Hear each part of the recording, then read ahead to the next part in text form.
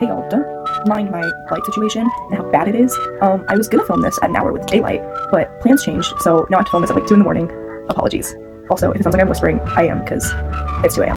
Okay, hi guys. It's been a little bit since I've made a long form video, like years. But, we're talking about Stranger Things today, because today is the day that it ends.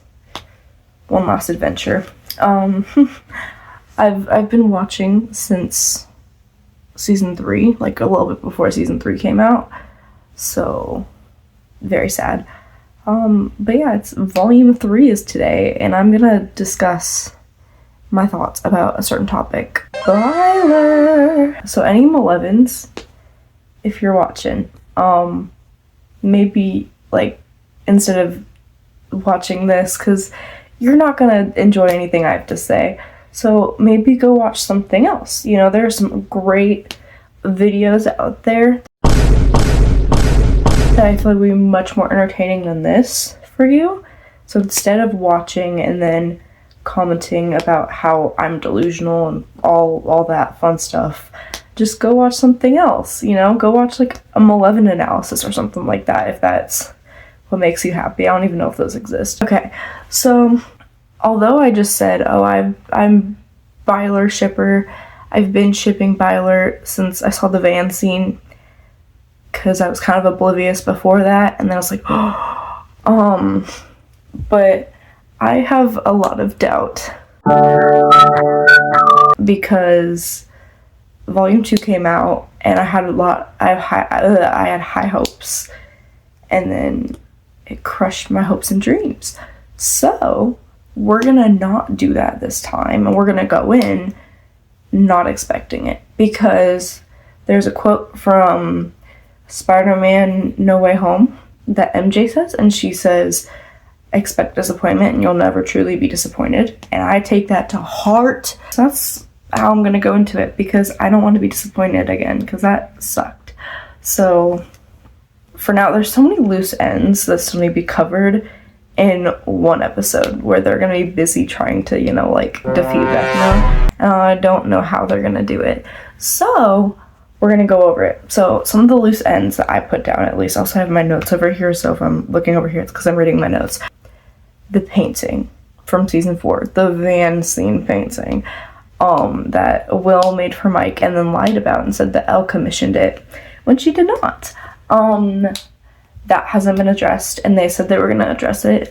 So unless the like volume 2 files are like an actual thing, because I'm very skeptical about that, unless those are like an actual thing, and that just got cut, I don't know, but we haven't heard about that yet. And so I feel like what could happen is Mike is gonna be talking to Elle, and he's like, hey, by the way, thanks for that painting that you asked Will to make for me. That was really cool. That really helped me. And then Elle's gonna say the words, what painting? And then it's gonna, like, you know, I don't know how they're gonna do it, honestly, but I like that exchange, in my opinion. Okay, and then on a panel that Noah Schnapp did, Noah Schnapp is Will's actor, he was like, he got asked about Byler, and he was like he was stuttering a lot, and he was like definitely trying to find the right words so he didn't spoil anything, because he does that a lot. There will be, you guys will be satisfied, and he almost said happy. Currently, we are not happy or satisfied, because from what the show's trying to tell us, they're shutting it down, and that's not satisfying, nor is it happy. We're like crushed, and so if they're gonna leave it like that, we're not gonna be happy or satisfied. So clearly something more has to happen. So, and then a huge plot hole, if Byler's not happening, is Mike's personality shift in like season 4 and season 3, because it's not my fault you don't like girls. Like, where'd that come from? Because in season 1, he was all like defending Will whenever Troy was like bullying Will, and then he like pushed him over, you know what I'm talking about? And then obviously Mike accepts Will in season 5. So, and originally, I thought the rain fight, that whole thing, whenever he said that, I didn't take it as it was actually meant to be homophobic from Mike. And I thought it was more of like, it's not my fault you don't want to date anyone right now. You know, that's what I thought it was. And then for Christmas, I got the like season 3 script, and I went back and it said there's silence that stings. So clearly it was meant to be homophobic, because obviously Will's been called queer and gay and all that stuff. And so for Mike to say that is like, dude, what the heck? There's no reason for that. It makes no sense other than he's internalizing his homophobia. So we are told multiple times in the show certain acts that like show love. And we were first told this in season 3 through Max, whenever she's talking to Elle after Mike and her have broken up, and she's like, he'll be crawling back, not banging on your door or whatever. I don't remember what she said, but it's something like that. And that does not happen, obviously. But it does happen with Mike, but with a different character, Will. Will, I'm sorry, man, alright? I was being a total asshole. Please, can you just come outside and we'll talk? Will! And then in season 5, in episode 3 or 4, I can't remember, whenever they're going to get the benzos from the hospital, Will and Robin are talking. He's like, what are the signals or whatever? And then Robin's like, well, like, there's like a brush at the knee, a shared look, bump with the elbow, and we've gotten all of those. There was in season 4 in Rinkomania, the brush of the knee. Okay, so I asked for vomit green and I got vomit green. Isn't that awesome? And the bump of the elbow, whenever, right before that scene where they're like flirting in season 5. It saved Robin's life. Everybody's life. And then shared looks is like throughout the entire show. Why could it happen if I have so much doubt? Well, all of that evidence that is just the loose ends, like, that just, like, it has to get answered, or else it's just stupid, and it makes me really mad. And then we haven't seen Mike's POV yet, so we don't know what he's thinking. So, and he was acting really quiet, too.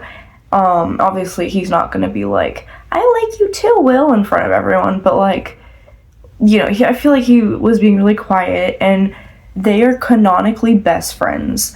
So it was really surprising to me that he was, like, not one of the first people to hug Will afterward. Like, gears were turning, you know? That's my opinion, personally.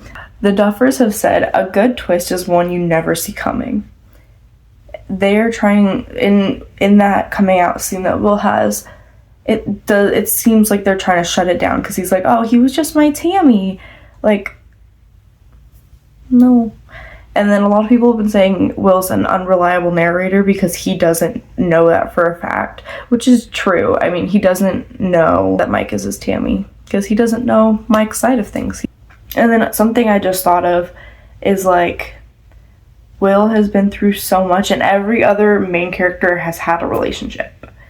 Will has not. He wants one, and so why would they do that to the main character? Because Will is the main character. Him and Elle are, like, the main characters. So why wouldn't they let Will be in love too? Because he wants to be. He wants to have a relationship, and I swear if they give him an epilogue boyfriend, I'm gonna be real mad.